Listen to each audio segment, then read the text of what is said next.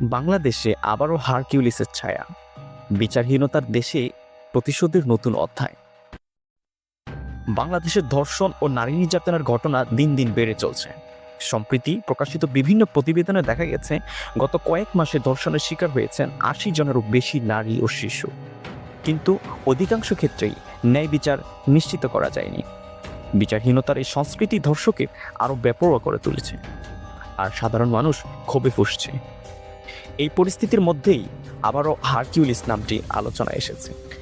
বর্তমানে ধর্ষণের বিচারহীনতা নিয়ে সাধারণ মানুষের মধ্যে ব্যাপক ক্ষোভ বিরাজ করছে। বিচারহীনতার এই সংস্কৃতি কি আবারও হারকিউলিসকে ফিরিয়ে আনলো? সম্প্রতি কিছু অপরাধীর মরাদেহ অজ্ঞাতনামা ব্যক্তিদের হাতে নিহিত অবস্থায় পাওয়া গেছে, যা ২০১৯ সালের ঘটনাগুলোর সঙ্গে মিল খুঁজে পাওয়া যায়। এ ধরনের ঘটনা কি সমাজের জন্য হুমকি, নাকি ন্যায় বিচারের প্রতি এক ধরনের চ্যালেঞ্জ? হারকিউলিস যদি সত্যি ফিরে